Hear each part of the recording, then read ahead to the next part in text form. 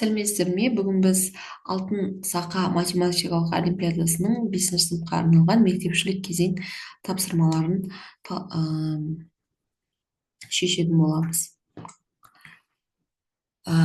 Өздеріңіз білесіздер, алтын сақа есептері 3 түрлі кезеңнен тұрады. Бірінші кезеңдегі тапсырмаларды орындау қарапайым тест түрінде, яғни жабық тест түрінде дұрыс жауаптарын таңдасақ жеткілікті. Бірінші есеп қарапайым өрнектің мәнін табу керек, мысалы 2025-ке оңай жолмен табуға тырысамыз және балаларға солай үйретеміз. 2025-ке 6075-ті қоссақ 8100, оған тағы да 8100-ді қоссақ 16200, 16200-ге 4050-ді қоссақ 20250 шығады екен. Екінші есеп, төмендегі координаталық түзуде О нүктесі координатасы 0 және Q нүктесі координатасы 78 нүктесі берілген. Сонда СА кесінісінің ұзындығын табыңыздар. Сонда біз одан бастап Q-ға дейінгі бірлік кесінділердің санын санасақ, 13 бірлік кесінді. Мысалы 1, 2, 3 деп тағы сансақ, мұнда 13 бірлік кесінді бар. Сонда 78-ді біз 13-ке бөлеміз. Сонда жаңағы бірлік кесіндің ұзындығы, яғни қадамы 6-ға тең болады. Енді бізге СА кесінісінің ұзындығын табу керек, сондықтан С-дан А-ға дейін бізде 1, 2, 3 бірлік кесінді бар. Болғандықтан бірлік кесінінің қадамын 3-ке көбейтеміз, сонда 18 деген жауап шығады екен.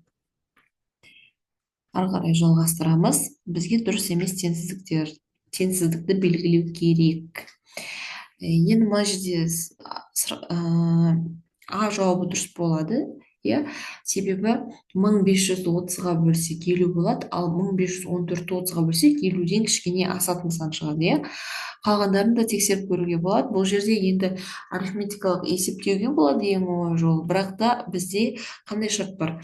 Егер де үлкен санды бөлу орындалса, немесе кіші санды бөлу, бірдей бөлгіштерге бөлу деген сияқты ережелерді қайталап өту керек.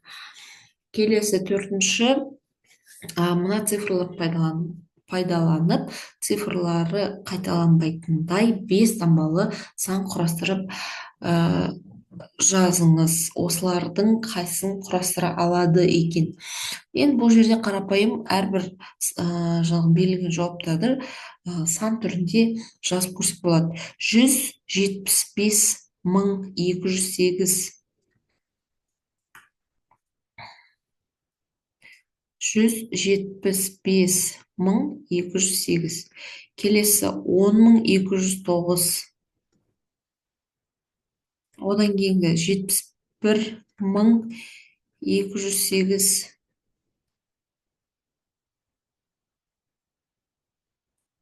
Мына жерде 75 емес, 70.000 екен ғой. Соңғысы 82.021.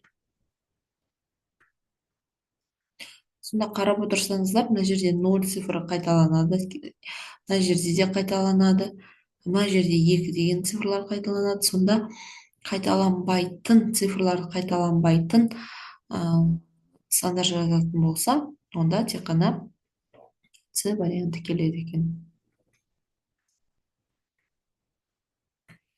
Келесі есеп, кинотеатрға ересек адамның билеті А теңге, балалардың билеті Б теңге тұрады. Кинотеатрға 5 ересек адамның және әрқайсысы өзімен 5 бала ертіп келеді.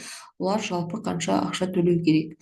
5 ересек адам, олардың билетінің құны А теңге. Әрбір ересек адам өзімен бірге тағы 5 баладан ертіп келеді. Яғни 5-еуі 5-5-тен алып келгеніміз 25 деген сөз. Оның билетінің құны Б теңге балалардың. Сонда 5А қосылған 25 Б теңге ақша төлейді екен. Әр төмендегі сан жоғарыда орналасқан 2 санның қосындысына тең. Сұрақ белгісі орналасқан бұлттағы сан нешеге тең? Енді бұл жерде қарапайым қосуды орындаймыз. 2145-ке 1973-ті қосатын болсақ, 4118 болады екен. 4755-ке 8027-ні қоссақ болады 12000 782. Енді осы екеуінің қосындысы болады 16.900. Демек, Б жауабы дұрыс екен. Жетінші есеп, мирасқа көп қабатты үйдің бірінші қабатынан 8-ші қабатына көтерілу үшін 112 баспалдаққа жоғары көтерілу керек. Мирастағы 85 баспалдақ жоғары көтерілсе, ол қай екі қабаттың арасында болады?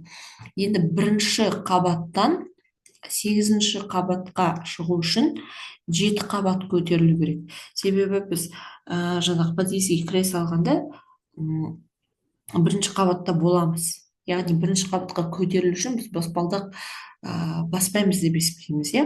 Сондықтан ол 112 баспалдақ дегеніміз ол 7 қабатқа бөлінеді. 7 қабатқа бөлсек, сонда әрбір қабатта 16 баспалдақ болады екен. Енді 85 баспалдағымыз тағы да қанша қабат болатынын есептеу үшін оны бөлеміз, иә. Сонда бұл 85-ті 16-ға бөлетін болсақ, 5-тен артық болады. Яғни 8-ші қабатқа тағы да 5 қабатты қоссақ 13 болады. 5-тен артық, бірақ 6-тан кем болады, иә. Сондықтан ол 13 пен 14-ші қабаттың ортасында болады екен. Ортасында емес, арасында болады екен. Енді келесі екінші бөлім есептерін келесі видеода көрсеңіздер болады.